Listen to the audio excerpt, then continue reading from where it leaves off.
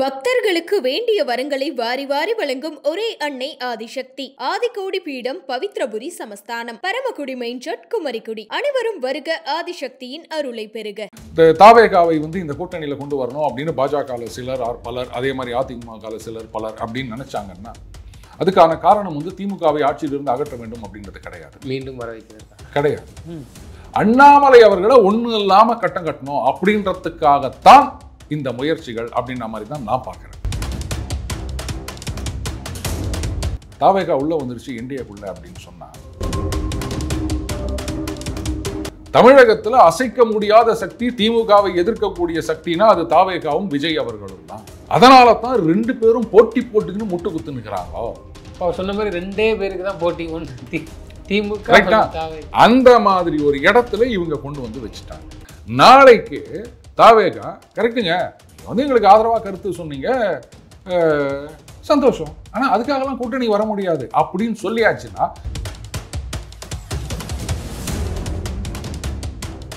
இப்போ தாவேகா பாஜக மூலமா என்டிஏக்கு வந்தது அப்படின்னு சொன்னா அப்போ தே வில் ஸ்டார்ட் டாமினேட்டிங் இந்த அலையன்ஸ். அப்போ அதிமுகவை டம்மி பண்றதுக்கு பார்ப்பாங்க. பாதி பாதிங்க, அதிமுக நீங்க பாதி எடுத்துக்கங்க, தாவேகா பாஜக நாங்க பாதி எடுத்துக்கிறோம், அது எங்களுக்குள்ள என்னென்ன கட்சி வருதோ அதெல்லாம் நாங்கள் பண்ணிக்கிறோம் அப்படின்னு சொன்னால் அதிமுகவுடைய சிச்சுவேஷன் சிக்கலாயிடும். ஸோ அந்த மெஜாரிட்டி மார்க் வரல அப்படின்னு சொன்னால் அப்போ நிச்சயமாக கூட்டணி ஆட்சி தான், அப்போ மந்திரி பதவிகள்னு வரும், ஏகப்பட்ட சிக்கல் வரும். அதுலேயும் தாவேகா உள்ள வந்துருச்சு அப்படின்னு சொன்னால் இந்த கூட்டணிக்குள்ள நிச்சயமாக இந்த கூட்டணி ஆட்சி டெப்டி சிஎம் அப்படின்ற அளவுக்கு மினிமம் டெப்டி சிஎம்.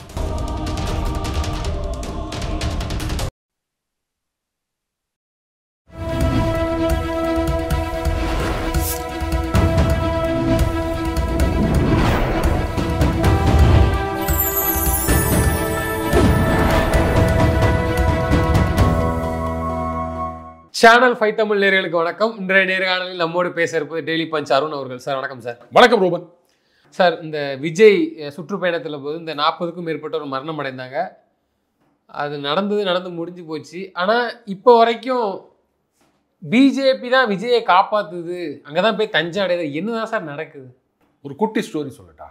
பெரிய ஸ்டோரியே சொல்லுங்க, கேட்போம். ஒரு நரி என்ன பண்ணிச்சான், திராட்சை தோட்டத்துக்கு போச்சான். இது திராட்சை பழம் அப்படி தொங்கியிருந்துதான், அது மேலே வேலியில் தொங்கிட்டு இருக்கோம்ல, அது பந்தலில். இது எட்டலை, எகிரி குச்சி பார்த்துது. அப்புறம் ஒன்றும் வேலைக்கு ஆகலை அப்படின்னு சொன்ன உடனே சீச்சி இந்த பழம் புளிக்கும் அப்படின்னு சொல்லிட்டு போயிடுச்சான். சும்மா எல்லாரும் குட்டி ஸ்டோரி சொல்லாங்க, நாமளும் சொல்கிறோம் அப்படின்னு சொல்லிட்டு நீங்கள் ஒன்று எதையும் அதை லிங்க் பண்ணிக்காதீங்க. இந்த சம்பவம் நடந்த பிறகு அண்ணாமலை அவர்கள் ஸ்ரீலங்கா போயிட்டு இருந்தாரா, திரும்பி வந்தார். அவர் அவருடைய கருத்தை பதிய வைக்கிறார். அதில் அவர் ரெண்டு பக்கத்தில் இருக்க லேப்ஸஸையும் சொல்கிறார். காவல்துறை தரப்பில் என்னென்னலாம் பண்ணியிருக்கணும் பண்ணலை அப்படின்னு சொல்கிறார். அதே சமயத்தில் விஜய் அவர்கள் தரப்பில் என்ன பண்ணியிருக்கணும் பண்ணலை, இனிமேல் என்ன பண்ணணும் அப்படின்றதையும் அவர் சொல்கிறாருங்க. ஆனால் அதுக்கப்புறம் பார்த்தீங்கன்னா பாஜக அதிமுக ரெண்டு தரப்பில் இருந்தும் தாவேகாவை யோசிக்காத அளவுக்கு முட்டு கொடுக்க ஆரம்பிச்சிட்டாங்க. எதுக்காக இந்த முட்டு அப்படின்னு அது நல்லாவே தெரியுதுங்க. எப்படியாவது அது தலைவர்கள் மட்டத்தில் பேசலை அப்படின்னு சொன்னாலும் மற்ற லெவலில் இதுதான் இன்னைக்கு பெருசாக பேசப்படுகின்றது. ஆதரவாளர்கள், அனுதாபிகள், வீகம் அமைப்பாளர்கள் அப்படின்னு யாரோ எத்தனையோ கேட்டகரி இருக்காங்க. எல்லாமே சேர்ந்து இது மாதிரி விஜய் என்டிஏக்கு வர வேண்டும், இவங்க பாஜகவோட சேர்ந்தாதான் திமுக வீழ்த்த முடியும்னு சொல்லி அப்படிலாம் நிறைய பேர் பேசிட்டு இருக்காங்க. இதை மேல் மட்டத்தில் யாரும் மறுக்காத நிலைமையில அண்ட் இவங்களும் சேர்ந்து அவங்கள கூட பயங்கரமாக முட்டு கொடுக்குற நிலைமையில அப்போ அதெல்லாம் அந்த மாதிரி ஏதோ வேலை நடக்குது அப்படின்ற மாதிரி தான் ஒரு இம்ப்ரெஷன் இன்னைக்கு கிரியேட் ஆயிருக்கு. இது பயங்கரமாக இந்த என்டிஏக்கு பின்விளைவுகளை தான் ஏற்படுத்தும். விஜய் வந்தா இப்போ முதல்ல விஜய் வருவாரா அப்படின்றதே ஒரு பெரிய கேள்வி. அதை நம்ம அப்புறம் வச்சுப்போம். அவர் வராரு வரல அப்படின்றது வேற விஷயம். இவங்க கொடுக்குற முட்டெல்லாம் பார்த்தீங்கன்னா சமீபத்தில் தமிழிசை சவுந்தரராஜன் அவர்கள் முன்னாள் பாஜக தலைவர் ரெண்டு கவர்னர் அவங்க என்ன பண்ணியிருக்காங்க, 2-3 கேள்வி கேட்டிருக்காங்க. இந்த மாதிரி செந்தில் பாலாஜி அவர்கள் குற்ற உணர்ச்சி இல்லாமல் இந்த மாதிரி அப்படின்ற மாதிரி பேசியிருக்காங்க. அவருக்கு எதுக்கு குற்ற உணர்ச்சி அப்படின்னு எனக்கு தெரியல. அடுத்தது ஒரு விசாரணை கமிஷன் அமைச்சிருக்காங்க. அப்படி இருக்கச்ச அதிகாரிகள் பேட்டி கொடுக்கறது, இது மாதிரி அமைச்சர்களோ இல்லை ஒரு முன்னாள் அமைச்சரோ இந்த மாதிரி பேட்டி கொடுக்கறது சரியா அப்படின்ற மாதிரிலாம் நிறைய தரப்புல கேள்வி கேட்குறாங்க. ரூபன், ஒரே ஒரு விஷயம். இப்போ ஒரு சம்பவம் நடந்திருக்கின்றது. இது நல்லா யோசிச்சு பாருங்க. இந்த இன்சிடென்ட் நடந்த உடனே திமுக தரப்புல இருந்து முதலமைச்சரோ இல்ல மற்ற அமைச்சர்களோ யாருமே வந்து தாவேகாவையோ இல்ல விஜய் அவர்களையோ பிளேம் பண்ணல. இவர் தான் பொறுப்புன்னு யாருமே சொல்லல. அவங்களே அரசியலாக்க வேண்டாம்னு சொல்லி டீசெண்டா பேசுறாங்க. ஆமா. அது மட்டும் இல்ல, முதலமைச்சர் அவர்கள் வீடியோ ரிலீஸ் பண்ணாரு. அதுல என்ன சொல்லியிருந்தாரு, எந்த தலைவரும் வந்து தொண்டரோ மக்களோ இது மாதிரி ஆகணும் அப்படின்லாம் நினைக்க மாட்டாங்க அப்படிதான் சொல்லியிருந்தாரு இல்லையா? அப்ப யாருமே பிளேம் பண்ணாதப்போ இல்ல சோசியல் மீடியால நெரேட்டிவ் செட் பண்றாங்க அப்படின்னா, சோசியல் மீடியான்னு வந்த பிறகு ஒரு இன்சிடென்ட் நடந்தது அப்படின்னு சொன்னா 1000 பேர் 2000 மாதிரி பேசிட்டு தான் இருப்பாங்க. அதையெல்லாம் நீங்க எடுத்துக்க முடியாது. இந்த தரப்புல இருந்து பேசுவாங்க, அந்த தரப்புல இருந்து பேசுவாங்க, சம்மந்தம் இல்லாம சில பேர் வந்து ஏதாவது பேசுவாங்க. அதெல்லாம் நடக்கத்தான் செய்யும். அதை வந்து நெரேட்டிவ் செட் பண்றது அப்படின்னா அப்ப இந்த தரப்புல இருந்து வந்து கொஞ்சம் கொஞ்சமா இந்த குற்றச்சாட்டுகள் அப்படின்றது வருது. இப்போ செந்தில் பாலாஜி அவர்களுக்கு எதிரான குற்றச்சாட்டு அவர் தான் அப்படின்ற மாதிரிலாம் நிறைய பேர் சோசியல் மீடியால பேசிட்டு இருக்காங்க. ஸோ அதனால அவர் வந்து ஒரு விளக்கம் கொடுத்தார் அப்படின்றத நீங்க எப்படி தப்பு சொல்ல முடியும்? சரி, இப்போ விசாரணை கமிஷன் வச்சிருக்காங்க. அப்படி இருக்கச்ச வந்து அதிகாரிகள் வந்து இது மாதிரி பேசலாமான்னா, ஆமாங்க, அரசாங்கத்துக்கு எதிராக ஆளுங்கட்சிக்கு எதிராக இருக்கிறத அமைச்சர்கள் சொல்லிட்டாங்க. 6 முன்னாள் அமைச்சர் சொல்லிட்டாரு. அரசாங்கத்துக்கு எதிராகவும் சில லேப்சஸ் இது மாதிரி அது மாதிரி அப்படின்னு சொல்லும்போது என்ன நடந்தது அப்படின்றத அதிகாரிகள் தரப்புல இருந்து ஒரு விளக்கம் கொடுக்குறாங்க. அப்போ அது தப்பு. இதுல என்ன சொல்றாங்க, விசாரணை கமிஷன் வச்சிருக்கும் போது அதிகாரிகளே இந்த மாதிரி பேசினா அப்படின்னா அப்ப என்ன, அதிகாரிகளுடைய ஸ்டேட்மெண்ட்டை பார்த்த உடனே அந்த விசாரணை கமிஷன் இன்ஃப்ளூயன்ஸ் ஆயிரும் அப்படின்னு நினைக்கிறாங்களா? தப்பு இல்லையா அது? சரி, இப்ப நான் ஒண்ணு கேட்கட்டா, அதிகாரிகள் பேசினது தப்பு அப்படின்னு சொன்னா அப்போ பல மட்டத்திலையும் பல கட்சி நிர்வாகிகளும் இல்ல மற்றவங்களும் வந்து இது அப்படி பண்ணிட்டாங்க அது இப்படி பண்ணிட்டாங்க அப்படின்னு ஏகப்பட்ட குற்றச்சாட்டுகளை முன் வைக்கிறாங்களே. அப்போ விசாரணை கமிஷன் அமைச்சிருக்கும் போது இந்த மாதிரி பேசுறது கரெக்டா? இப்படி பேசினா அப்படி பேசுறாங்க, அப்படி பேசினா இப்படி பேசுறாங்க. என்ன பதில் சொல்லுங்க. நீங்க வந்து என்ன நடந்ததுன்னு அதிகாரிகள் சொன்னது தப்பு அப்படின்னா இந்த மாதிரிலாம் நடந்தது அப்படின்னு சில பேர் குற்றச்சாட்டு பொது வெளியில வைக்கிறதும் தப்பு தானே? இப்போ இதில் என்னதான் தெரிய வருது, இவங்க இவ்வளோ முட்டு கொடுக்குறது காரணம் என்ன? ஒருவேளை பிஜேபியும் தாவேகாவும் இணைய போதா, இன்னும் எதுக்கோ பிளான் பண்ணுறாங்கன்னு தெரியுது. இதில் ஒரு விஷயம் நல்லா தெரியுது ரூபன், பாஜக பக்கம் வர வேண்டும் அப்படின்றது சில சக்திகள் ட்ரை பண்ணுறாங்க. அதிமுக பக்கம் வர வேண்டும் அப்படின்னு சில சக்திகள் ட்ரை பண்ணுறாங்க. என்ன சார், பாஜக அதிமுக ரெண்டும் ஒன்றா தானே இருக்குது, நீங்கள் என்ன 2 பேரும் ட்ரை பண்ணுறாங்க அப்படின்னா இப்படி கூட ஒரு வியூ இருக்கலாம். இப்போ தாவேகா வந்து பாஜக மூலமா என்டிஏக்கு வந்தது அப்படின்னு சொன்னா அப்போ தே வில் ஸ்டார்ட் டாமினேட்டிங் இந்த அலையன்ஸ். அப்போ அதிமுகவை வந்து டம்மி பண்றதுக்கு பார்ப்பாங்க. பாதிங்க, அதிமுக நீங்க பாதி எடுத்துக்கங்க, தாவேகா பாஜக நாங்க பாதி எடுத்துக்கிறோம், அது எங்களுக்குள்ள என்னென்ன கட்சி வருதோ அதெல்லாம் நாங்க பண்ணிக்கிறோம் அப்படின்னு சொன்னா அதிமுகவுடைய சிச்சுவேஷன் சிக்கலாயிரும். ஏன்னா 117 ஆர் 150 கூட வச்சுக்காங்களேன், அப்போவும் வந்து மெஜாரிட்டி வரல அப்படின்னு சொன்னா இவங்களை நம்பி இருக்கிறதா இருந்தால் ஏற்கனவே இந்த கூட்டணி ஆட்சியா இல்லையா அப்படின்ற ஒரு பிரச்சனை ரொம்ப நாளா ஓடி இருந்தது.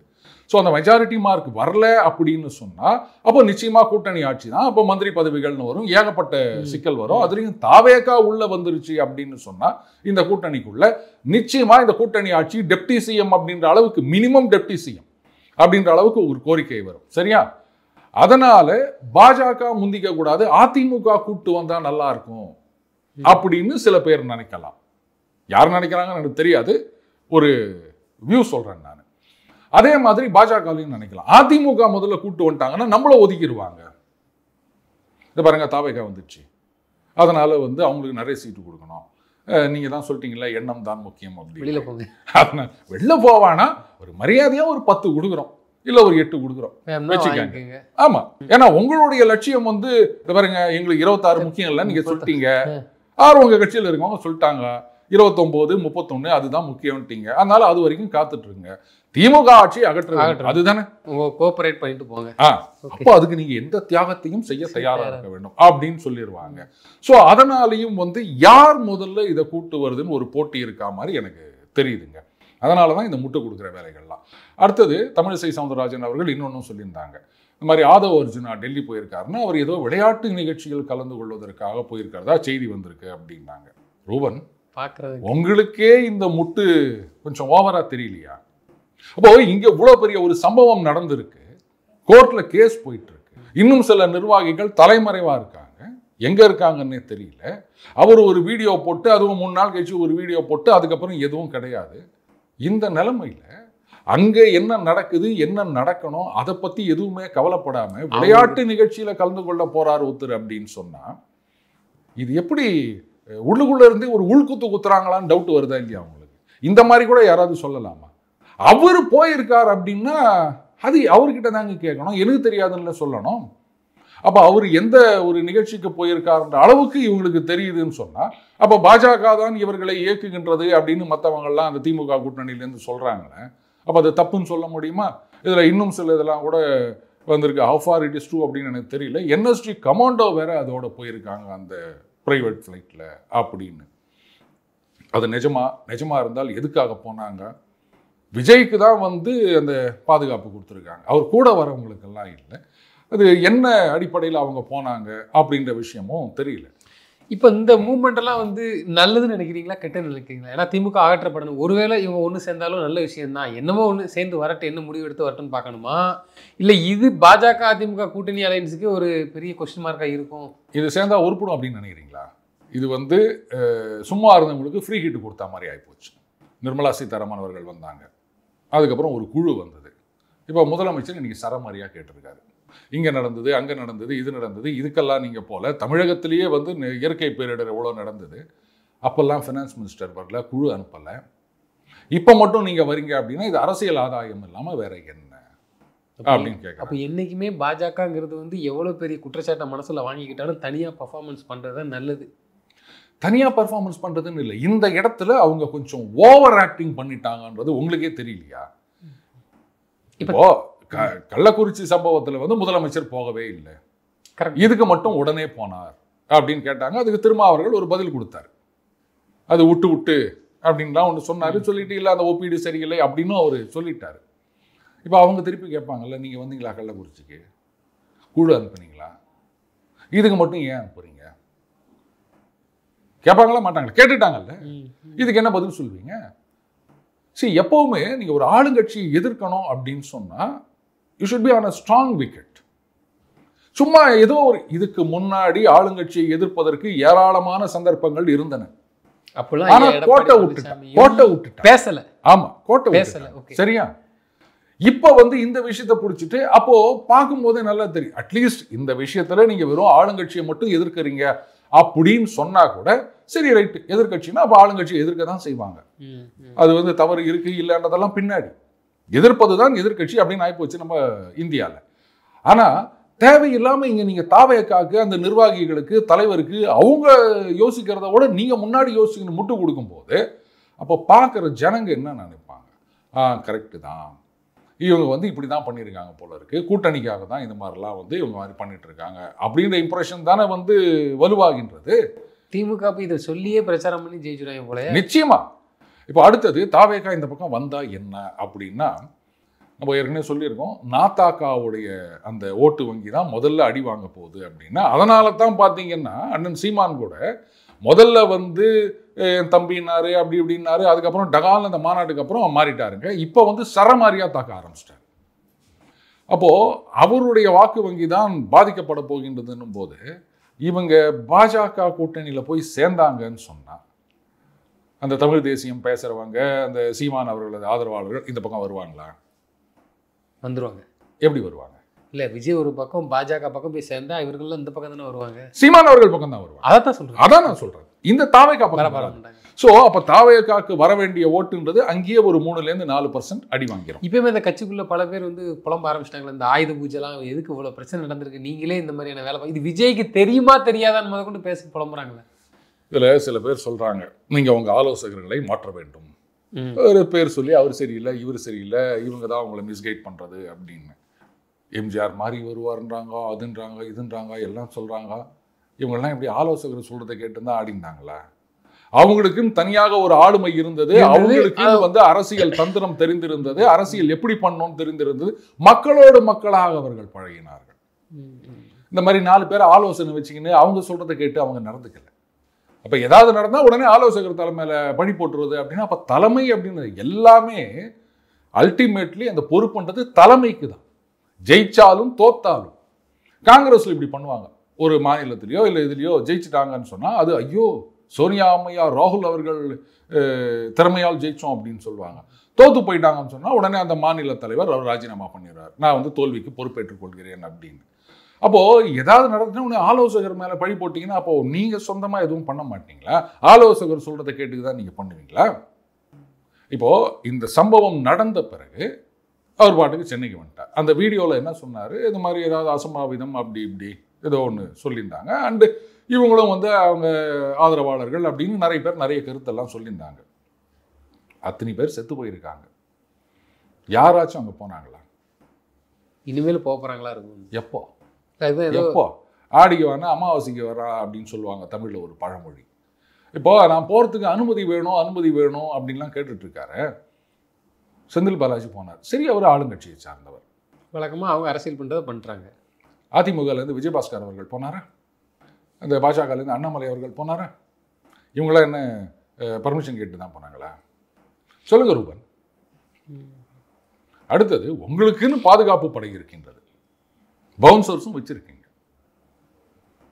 நீங்கள் பாட்டுக்கு வந்து இதை ட்விட்டரில் தலைவர் இங்கே வருகின்றார் அப்படின்னு சொல்லாமல் அங்கே நேராக போய் இறங்கிட்டு என்ன சொல்கிறாங்கன்னா, பல பேர் சொல்கிறாங்கன்னா, உனக்கு அவ்வளோ கஷ்டமாதுன்னா 12 மணிக்கு வந்துட்டு 4 மணிக்கு போக இல்லை பேச ஆரம்பிச்சிட்டாங்க.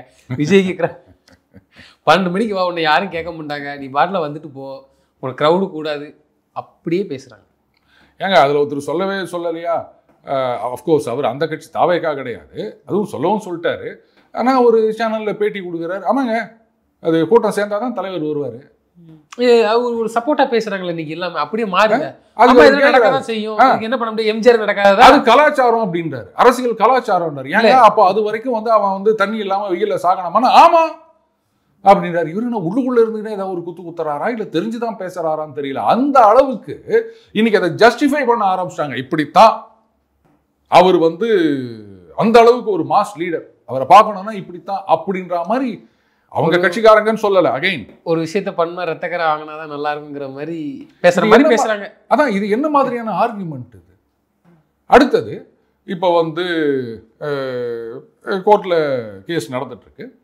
அரசு தரப்பில் சொல்லியிருக்காங்க, அங்கே கோர்ட்டில் கேட்குறாங்க, இது வேணா மாநில சாலையா இல்லை தேசிய நெடுஞ்சாலையா அப்படின்லாம் கேட்குறாங்க. இப்போ காவல்துறை தரப்பில் சமீபத்தில் என்ன முடிவு எடுத்திருக்காங்களான்னா, இந்த மாதிரி புதுசாக ஒரு எஸ்ஓபி, ஸ்டாண்டர்ட் ஆப்ரேட்டிங் ப்ரொசீஜர்னு அது ஃபார்ம் பண்ணுற வரைக்கும் இந்த மாதிரி சாலைகளில் மீட்டிங்க்கு அனுமதி கொடுப்பதில்லை அப்படின்னு. கரெக்ட். இது வந்து சொல்லலாம், எப்படி வந்து இந்த சாலையில் கொடுத்தாங்க அந்த சாலையில் கொடுக்கல அப்படின்னா, அதுக்கு ஒரு சில நாட்களுக்கு முன்னாடி தான் வந்து அதிமுகவில் எடப்பாடியார் அவர்கள் அதே கரூரில் மீட்டிங்லாம் முடிச்சுட்டு போயிருக்காருங்க. எந்த விதமான அசம்பாவிதமும் நடக்கவில்லை. அடுத்தது கூட்டம், இது வந்து பாதுகாப்பு கொடுக்கணும் அப்படின்னா உங்கள் கட்சிக்காரங்க உங்கள் ரசிகர்கள் அப்படி தான் நான் சொல்லுவேன், உங்களை பார்க்க வராங்க, அவங்களுக்கு தேவையான வசதியை நம்ம செஞ்சு கொடுக்கணும் அப்படின்னு நீங்கள் யோசிக்க மாட்டீங்களா? பாதுகாப்பு போலீஸ் கொடுக்குங்க, தண்ணி பாட்டிலு சாப்பாடு இதெல்லாமும் வந்து போலீஸ் கொடுத்துட்டு இருப்பாங்க. கவர்மெண்ட்டுக்கு வந்து ஒவ்வொருத்தரும் ஒவ்வொரு சினிமா நடிகரும் ஒவ்வொரு கட்சிக்காரங்களும் வந்து கூட்டம் போடுவாங்க. எல்லாருக்கும் வந்து தண்ணி உணவு இதெல்லாம் வழங்குறது அரசாங்க செலவா? ஆனால் இதுக்கு பெரிய விஷயம் என்னென்னா, இவ்வளோ நடந்தும் விஜய்க்கு சப்போர்ட் பண்ணுறாங்களா மற்ற கட்சி தலைவர்கள்லாம்? அது தெரியாமல் அது நல்லாவே தெரியுது இல்லையா? அதாவது எதெல்லாம் வந்து இன்டிஃபென்சிபிளோ அதுக்கெல்லாம் முட்டு கொடுத்துட்ருக்காங்க. நாளைக்கே வந்து இந்த மாதிரி வந்து ஒரு கூட்டணி அமையுதுன்னு வச்சுக்கோங்களேன், இப்போ நிச்சயமாக சொல்லுவாங்க திமுகவில், பார்த்தீங்களா கூட்டணிக்காக தான் இப்படிலாம் பண்ணாங்க, பிஜேபி வேலையை காமிக்க ஆரம்பிச்சுட்டு. ஆமாம், அப்படிதான் சொல்லுவாங்க. ஏன்னா வருதுக்கு இந்த மாதிரியான செயலை செஞ்சு. ஆமாம், மற்ற இடத்துலலாம் வந்து ஃபினான்ஸ் மினிஸ்டர் வரல, குழு அனுப்பலை அப்படின் போது இங்கே மட்டும் அனுப்புகிறாங்க அப்படின்னு சொன்னால் கேள்வி வரத்தானே செய்யும். இதுக்கு நீங்கள் என்ன பதில் சொல்வீங்க? பதிலுக்கு திருப்பி என்ன சொல்ல முடியும்? நீங்கள் அங்கே போனீங்களா, நீங்கள் எங்கே போனீங்களா, இப்படி தான் கேட்க முடியும். நீ ஏன் நானான்னு மாற்றி தான் இருப்பேன். இந்த மாரல் ஹை கிரவுண்ட் அப்படின்றதுலேருந்து சரிக்கு வந்துட்டாங்கல்ல இன்னைக்கு. இல்லை, பாஜகவில் ஒரு சில பேர் கடுமையாக கண்டிக்கிறாங்க விஜய் அவர்கள் மேலே, ஒரு சில பேர் முட்டு கொடுத்து பேசுகிறாங்க. எடப்பாடியார் அவர்கள் பிரச்சாரத்தில் ஒன்று பேசியிருக்கார், அது பார்த்தீங்களா? அதாவது துணை முதலமைச்சர் அவர் வந்து துபாயிலேருந்து இங்கே வராரு, வந்துட்டு பார்த்துட்டு திரும்பி போயிட்டாரு, சுற்றுப்பயணம். இப்படிப்பட்டவங்கெல்லாம் நாடாண்டால் என்ன ஆகும் அப்படின்னு கேட்டிருக்காரு. இவங்க ஆண்டாங்க இன்னி வரைக்கும் அந்த தாவேகா தலைவரோ இல்லை மற்ற நிர்வாகிகளோ ஏன் அங்கே வரல அப்படின்றத பற்றி ஒரு வார்த்தை கூட கேட்காத எடப்பாடியார் துபாயிலேருந்து வந்து பார்த்துட்டு போனவரை பார்த்து நீங்கள் இது மாதிரி பண்ணது நியாயமானு கேட்கல. அவருக்கு இவருக்கு பேச தெரியல சார். இவருக்கு இதுக்கு தானே சொல்கிறாங்க, ஸ்டார்டிங்கில் எதிர்க்கட்சியாக கூட செயல்பட தெரியல. இல்லை, கேட்குறவங்க என்ன நினைப்பாங்க? அது அவ்வளோதான். இந்த அதிமுக கட்சிக்கு இதோட அந்த எலெக்ஷன். ஏங்க அவராது துபாயிலேருந்து வந்துட்டு போனாருங்க, துபாயிலேருந்து வந்துட்டு போனாருங்க. இது எல்லாமே எதை குறிக்கினா அவருக்கு பேச தெரியலங்கிறத குறிக்குது. ஆரம்பத்துல இருந்தே இல்ல பேச தெரியலன்னு அரசியல் பண்ண தெரியல, அதுவும் நான் சொல்ல மாட்டேன். அரசியல் பண்றாங்க, ஆனா தவறான அரசியல் பண்றாங்க. எப்படியாவது வந்து விஜய்க்கு நாங்கள் தான் பாதுகாப்பு அப்படின்னு ஒரு இம்ப்ரெஷனை கிரியேட் பண்ணணும்னு நினைக்கிறாரோன்னு எனக்கு டவுட்டா இருக்கு. அதனால தான் இப்படி வலிஞ்சு போய் முட்டு கொடுத்துட்டு இருக்காங்க. எதெல்லாம் இன்டிஃபென்சிபிளோ அதுக்கெல்லாம் போயிட்டு இவங்க முட்டு கொடுக்குறாங்க. அப்போ ஆட்டோமேட்டிக்காக அங்கே கேட்பாங்கல்ல, ஏங்க துபாயிலேருந்து ஒருத்தர் வராரு, வந்து பார்த்துட்டு போறாரு, அதை தப்புன்னு சொல்றீங்க. ஆனா சம்பவம் நடந்தப்போ ஸ்பாட்ல இருந்தவர் அங்கேருந்து பிரைவேட் ஜெட்ல சென்னைக்கு ஓடி போட்டாரு. 3 நாளா ஒண்ணுமே சத்தத்தை காணோம்.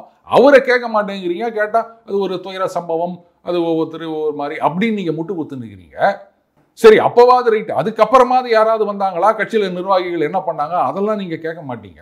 அப்ப கூட்டணி சேரணும் அப்படின்னு சொன்னா நீங்க என்ன ஒன்னா முட்டு கொடுப்பீங்க. துபாயிலேருந்து வந்துட்டு போனவரை நீங்க கேள்வி கேட்பீங்க. இதுதானங்க காமன் மேன் யோசிப்பாங்க. எதுக்கு இந்த மாதிரி எல்லாம் முட்டுன்னு எனக்கு தெரியல. இப்படி பண்றதுதான் ரொம்ப ரொம்ப தப்பு. அப்படிலாம் வெளிப்படையா சொல்லிட்டு போங்க, ஆமா விஜய்க்கு நாங்க தான் ஆதரவு, நாங்க தான் இது பண்றோம் அப்படின்னு சொல்லிட்டு ஐக்கியமா இருந்துட்டு போங்கன்னு சொல்றீங்க. இதுக்கு மேல அவங்க இதை சொல்லணும்னு நினைக்கிறீங்களா? பாக்குறவங்களுக்கு இது தெரியாதா மக்களுக்கு? இல்ல ஆடிட்டர் குருமூர்த்தி எல்லாம் போய் சந்திக்கிறது, அப்பப்போ தகவல் இல்ல இல்லைங்க, அவர் சொல்லிட்டாருங்க அது மாதிரிலாம் யாரும் சந்திக்கல அப்படின்னு அவர் போட்டாரு ட்வீட். அது யாரோ ஃபேக் நியூஸ் அப்படின்ட்டார் அவர். ஐயா ராமதாஸ் அவர்களை பார்க்கும்போது இப்படி நான் சந்திக்கவே போகவே இல்லைன்னாங்க. அதுக்கப்புறம் கையங்களமா மாட்டேன். அது எனக்கு தெரியாதுங்க. அவர் வந்து போட்டுட்டு இல்ல இது மாதிரி நடக்கவில்லை அப்படின்னு ஒரு ட்வீட் நான் பார்த்தேன் நான். ஆனால் மிகப்பெரிய ஒரு விஷயத்த வந்து சொல்றாங்க என்னன்னா, இங்க மாநில அரசு விஜய்க்கு அவ்வளோ நெருக்கடி கொடுக்க, நான் விஜயை காப்பாத்துறது மத்திய அரசு தான், இதுல அமித்ஷா தான், உங்களுக்கு எல்லா உதவியும் நான் செய்ய தயார். இல்ல ரூபன், நான் ஒண்ணு கேட்டேன். இப்ப நீங்க ஏதோ ஒரு தப்பு பண்ணி மாட்டீங்க, அப்ப நான் வந்து உங்களை காப்பாத்துறேன் அப்படின்னு சொல்லலாம். நீங்க தப்பே பண்ணல, உங்களுக்கு எதிராக எந்த விதமான ஆதாரமும் இல்லை அப்படின்னும் போது நீங்களே உங்களை காப்பாத்திக்கலாமே. நான் வந்து காப்பாத்துறேன்னு சொன்னேன், நீ என்னடா என்னை காப்பாத்துறது, நான் என்னடா தப்பு பண்ணேன், என்ன போய் காப்பாத்துறேன்ற? தப்பு பண்ணவனதாடா நீ காப்பாற்றணும். நான் வந்து நியாயமாக தான் நடந்துருக்கேன், சட்டப்படி தான் நடந்திருக்கேன், என்ன யாரும் ஒன்றும் ஃபிக்ஸ் பண்ண முடியாது. அதனாலதான் இவர் வீட்டில் உட்காந்துட்டு என்ன கைது அப்படின்னு தானே நீங்க சொல்லணும். அப்போ காப்பாத்துறாங்க அப்படின்னு சொன்னாலே அப்போ தப்பு பண்ணிட்டாருன்னு இவங்களே சொல்றாங்களா? இல்ல வந்து அரசாங்கம் பழிவாங்கும் நடவடிக்கை எடுக்கும் அப்படின்னா எஃப்ஐஆர்ல கூட ஒரு பேர் போடல. இல்ல அவர் சொல்லியே போடல, என்ன கைது பண்ணுங்க, நான் வீட்டில் தான் இருக்கேன். எப்படிங்க பஞ்சு டைலாக் ஆகுது? அதனாலதான் திருமாவளவன் இல்ல நான் கேட்குறேன், பஞ்சு டைலாக் ஆகுது? பழி வாங்கணும்னு நினைச்சா அவர் பேசுறதுலாம் பஞ்சு டைலாக். சரி, என் நண்பர்களை இவங்களை கை வைக்காதீங்க அப்படின்றாங்களே, ஏங்க அந்த இதுலேருந்து அப்படியே அந்த செக்யூரிட்டி அப்படியே ஒருத்தர் தூக்கி போட்டதெல்லாம் நம்ம பார்த்தோம்ல. அப்போ நீங்களாம் கை வைக்கக்கூடாது, நான் தான் கை வைப்பேன் அப்படின்னு அர்த்தமா? அது மறுபடியும் ஏதோ ஸ்கிரிப்டை தான் அவர் படிச்சிருக்காரு. இல்லை பழி வாங்கணும். இல்லை நான் கேட்குறேன், அது என்ன பழி வாங்கணும்? அந்த வீடியோ நீங்கள் வந்தது பார்த்தீங்க, அது வரைக்கும் அரசு தரப்பில் இருந்தோ இல்லை ஆளுங்கட்சி தரப்பில் இருந்தோ விஜய் இதுக்கு பொறுப்பேற்றுக் கொள்ள வேண்டும், இந்த கொடூர மரணங்களுக்கு அவர் தான் பொறுப்புன்னு ஏதாவது சொன்னாங்க? இல்லை, அவங்க கிளியரா கையாளுதாங்கல்ல, அதை ஒத்துக்கிட்டு தான் திமுக வந்து ஒரு விஷயத்தை எப்படி கையாளணுமோ அதில் அவங்க தெளிவாக இருக்கிறாங்க. ஏன்னா இந்த விஷயத்தில் அவங்க ஆரம்பத்திலேருந்து ரொம்ப கேர்ஃபுல்லாக அவங்க காய் நகர்த்துறாங்க. எந்த விதத்திலும் நேரடியாக அவங்க வந்து அந்த குற்றச்சாட்டு வைக்கவே இல்லை. இவங்களா பதறி அடிச்சுக்கின்னு இப்படி அப்படின்னு சொல்றாங்களே, அதை முதுகுல வந்து அதை பண்ணாங்க இதை பண்ணாங்க சொக்கா கிஞ்சிச்சு அப்படின்னு. இது வரைக்கும் யாராவது கொண்டு வந்து நிறுத்தினாங்களா? இப்போ வீடியோஸ்லாம் வெளியே வந்துட்டு இருக்கு, பாருங்க என்ன நடக்குதுன்ட்டு. அதாவது ரூபன், இந்த மாதிரி நிறைய வீடியோக்கள் சுத்திட்டு இருக்கு. இதுல வந்து நிஜமாகவே அவங்க அந்த சம்மந்தப்பட்டவங்க இடத்துல இருந்தாங்களா, இல்லை யாரு என்ன வெஸ்டட் இன்ட்ரெஸ்டா கட்சிக்காரங்களா, அதெல்லாம் ஒண்ணுமே தெரியாது. இப்போ பொதுவா இவங்க வைக்கின்ற குற்றச்சாட்டு என்னன்னா, செந்தில் பாலாஜி அவரை வந்து டார்கெட் பண்றாங்க. அடுத்தது வந்து வேற யாரோ ஊடுருவி விட்டார்கள் அப்படின்ற மாதிரிலாம், ஏன்னா அந்த ஆம்புலன்ஸ் ஏன் வந்தது அப்படின்லாம் சொல்றாங்க. இதுக்கு வந்து அரசு தரப்புல கிளீனா விளக்கம் கொடுத்துருக்காங்க. காவல்துறை தலைவர் சொல்லியிருக்காரு, 2 வந்து ஆம்புலன்ஸ் அவங்க பின்னாடி வந்தது, 5 வந்து அவங்க ஏற்பாடு பண்ணது அப்படின்னு. அதுக்கப்புறமா தான் மற்ற ஆம்புலன்ஸ் கரூர்ல எத்தனை இருக்கு அதை ஏற்பாடு பண்ணோம், இதெல்லாம் ஒரு விளக்கமா சொல்றாரு. செந்தில் பாலாஜி அவர்கள் பாயிண்ட் பை பாயிண்ட் ரிபட்டல் கொடுத்துருக்காரு. சரிங்க, நீங்க சொல்ற மாதிரியே வேற யாரோ உள்ள பூந்துட்டாங்க அப்படின்னு சொல்லியிருந்தா இமிடியேட்டாக போலீஸில் கம்ப்ளைண்ட் கொடுத்துருக்கணுமா வேணாமா? நாங்கள் பொதுக்கூட்டம் நடந்தும்போது இந்த மாதிரி நடந்ததுங்க, யாரோ உள்ளே பூந்து இது மாதிரி பண்ணிட்டாங்க, நீங்கள் வந்து அந்த வீடியோக்கள்லாம் இருக்குது, இதை பார்த்து யார் என்ன அப்படின்னு கண்டுபிடிச்சி நடவடிக்கை எடுக்கணும் அப்படின்னு ஒரு புகார் கொடுத்துருக்கணுமா வேணாமா? ஆளாளுக்கு வந்து எதையோ ஒன்று பேட்டின்னு சொல்லுவீங்க. யாரை கேட்டாலும் சொல்கிறாங்க, அவங்க சொன்னாங்க, இவங்க சொன்னாங்க, யாரோ சொன்னாங்க, எனக்கு சொன்னாங்க, நம்ப தகுந்த இடத்துலேருந்து சொன்னாங்க. இதெல்லாம் எவிடன்ஸ் ஆகாதுங்க. 1000 பேர் 1000 சொல்லலாம். இப்போ ஒன்னேன்னு சொல்லிட்டா, செந்தில் பாலாஜி அவர்கள் வந்து கோர்ட்ல போயிட்டு நான் வாங்கின பணத்தை திருப்பி கொடுத்துட்டேன்ட்டாரு இந்த போக்குவரத்து இதில். இப்படின்ற ஒரு கருத்து தான் நிறைய பேர் பேசிட்டு இருக்காங்க. சொல்லப்போனா திமுக மூத்த நிர்வாகி ஒருவரை வந்து இந்த மாதிரி ஒரு பேசியிருந்தாருங்க. நான் வந்து இந்த வழக்கு நீதிமன்றத்தில் வந்து இது பண்ணப்போ அப்போ இந்த மாதிரி சிலர் சொல்றதை பார்த்த உடனே அந்த கேஸ் டீட்டெயில்ஸ்லாம் படித்து பார்த்தா செந்தில் பாலாஜி அவர்கள் எந்த இடத்துலையும் இந்த மாதிரி அந்த கேஸ்ல நடந்துக்கல. இது மாதிரி நான் பணம் வாங்கினா திருப்பி கொடுத்துட்டேன் ஒரு இடத்துல கூட இல்லைங்க.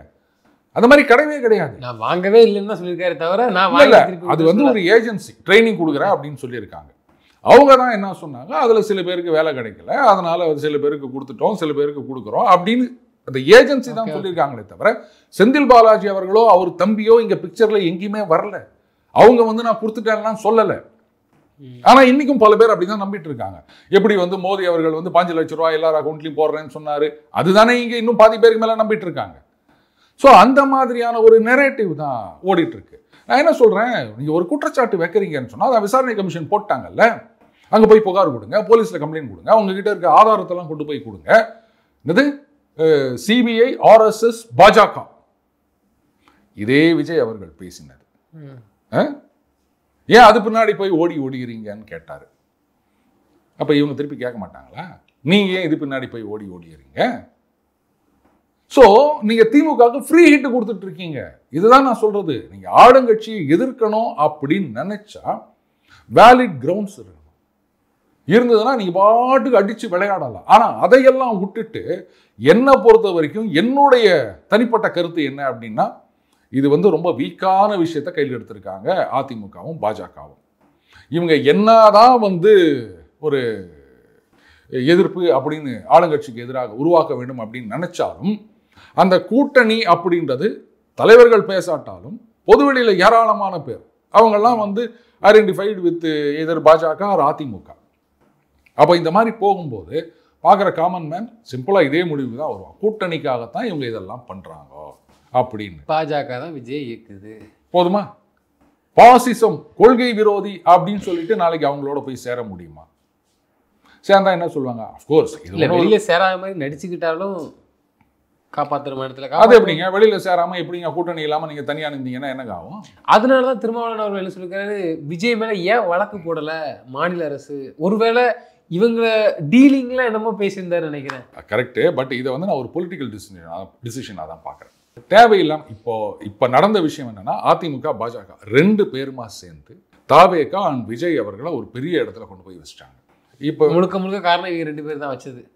ஆமா, இப்போ என்ன ஆயிப்போச்சு, தமிழகத்துல அசைக்க முடியாத சக்தி திமுகவை எதிர்க்கக்கூடிய சக்தினா அது தாவேகாவும் விஜய் அவர்களும் தான். அதனால தான் 2 பேரும் போட்டி போட்டுக்கின்னு முட்டு குத்து நிற்கிறாங்க. அப்போ அவர் சொன்ன மாதிரி 2 பேருக்கு தான் போட்டி, ஒன்று திமுக. அந்த மாதிரி ஒரு இடத்துல இவங்க கொண்டு வந்து வச்சுட்டாங்க. நாளைக்கு தாவேகா கரெக்டுங்க, நீங்க வந்து எங்களுக்கு ஆதரவா கருத்து சொன்னீங்க, சந்தோஷம், ஆனா அதுக்காகலாம் கூட்டணி வர முடியாது அப்படின்னு சொல்லியாச்சுன்னா இவங்க 2 பேரும், நான் ஆரம்பத்தில் சொன்னல குட்டி ஸ்டோரி, அந்த மாதிரி அப்ப என்ன ஆகும், டோட்டலா இவங்க 2 பேரும் டம்மி ஆயிருவாங்க. பாத்தீங்களா, அவர் தான் அசைக்க முடியாத தலைவர். அதனால தான் 2 பேரும் மத்தியில் ஆட்சியில் இருக்கின்ற கட்சி, இங்க தமிழகத்துல இவ்வளவு வருஷங்கள் ஆண்டு கொண்டிருந்த கட்சி, 2 பேரும் வந்து எப்படியாவது அவங்களோட சேர்த்துக்கணும் அப்படின்னு ட்ரை பண்ணாங்க. இப்படித்தானே ஒரு இம்ப்ரெஷன் வரும். அதே மாதிரி இம்ப்ரெஷனை கொடுக்கறதுக்கு திமுக விரும்பவில்லை. ஏன்னா அவங்களுக்கு வந்து அரசியல் நல்லா தெரியுது, நாம அதை செய்ய வேண்டாம், இதுவாக இருந்தாலும் சட்டப்பூர்வமா போவோம். இவங்க முற்றவாங்கி முட்டி மோதி தெருவுக்கு வரட்டு நம்ம பார்த்து இவங்க 2 பேரும் இப்ப டம்மி ஆயிட்டாங்க. ஸோ அப்போ என்ன ஆயிடுது, திமுக வர்சஸ் தாவேகா பார்த்துக்கிறோம். இப்போ அந்த அதிமுக பாஜக தனியாக ஒரு அணி நின்றுதுன்னு சொன்னால் ஓட்டு செதற போகிறது, நாங்கள் தான் மறுபடியும் வரப்போகிறோம். எதுக்கு தேவையில்லாமல் இன்னும் நம்ம ஹைப்பு கொடுக்கணும், அவங்களே பலூனை வந்து காத்தடிச்சிட்டு இருக்கணும், நாமளும் சேர்ந்து காத்தடிக்க வேணாம் அப்படின்னு முடிவு பண்ணியிருக்கிறதா எனக்கு தோணுதுங்க பார்க்கும்போது. இது வந்து அரசியல் ரீதியாக சரியான முடிவுன்னு தான் நான் சொல்லுவேன். அவங்க கரெக்டாக அரசியல் பண்ணுறாங்க, இந்த விஷயத்தை அரசியல் பண்ணுறாங்கன்னு சொல்லல, அரசியல் எப்படி பண்ணணுமோ அவங்க பண்ணுறாங்க. ஆனால் இவங்க சொதப்பி வச்சிருக்காங்க. இப்போ என்ன ஒன்று வருத்தம்னா, திமுக அவ்வளோ பெரிய கட்சி எப்படி அரசியல் பண்ணுறது, இது கூட நம்மளால பண்ண முடியல, பண்ண மாண்டுக்கிறீங்கிற ஒரு வருத்தம் தான். ரூபா, நான் கடைசியாக ஒன்றுன்னு சொல்லிட்டேன், இந்த தாவேகாவை வந்து இந்த கூட்டணியில் கொண்டு வரணும் அப்படின்னு பாஜகவில் சிலர் பலர், அதே மாதிரி அதிமுகவில் சிலர் பலர் அப்படின்னு நினைச்சாங்கன்னா அதுக்கான காரணம் வந்து திமுகவை ஆட்சியிலிருந்து அகற்ற வேண்டும் அப்படின்றது கிடையாது, மீண்டும் வர வைக்கிறதுக்கா கிடையாது. அண்ணாமலை அவர்களை ஒன்றும் இல்லாமல் கட்டம் கட்டணும் அப்படின்றதுக்காகத்தான் இந்த முயற்சிகள் அப்படின்ற மாதிரி தான் நான் பார்க்குறேன். புதுசாக இருக்குது சார், இது புதுசு கிடையாது. தாவேகா உள்ள வந்துருச்சு என்டிஏக்குள்ள அப்படின்னு சொன்னா ஏற்கனவே வந்து அண்ணாமலையை வந்து ஒதுக்கி வைக்கின்றார்கள் அப்படின்ற மாதிரி ஒரு இம்ப்ரெஷன், அவங்க ஆதரவாளர்கள் அதை தான் பேசிட்டு இருக்காங்க. டிவிகே உள்ள வந்துருச்சுன்னு சொன்னா அப்ப அங்க இம்பார்ட்டன்ஸ் யாருக்கு இருக்கும்? சொல்லப்போனா எடப்பாடியார் அவர்களோட இங்கதான் இம்பார்ட்டன்ஸ் அதிகமா இருக்கும். புரியுதுங்களா? தேவையில்லாம இவங்க தான் அவங்கள வளர்த்து விட்டுட்டு இருக்காங்க. எங்கே வந்து நிற்க போகுதுன்னு வரக்கூடிய நாட்களில் தெரிய வரும். தொடர்ந்து தங்களது கருத்துக்களை பகிர்ந்தமைக்கு நன்றி. நன்றி ரூபன்.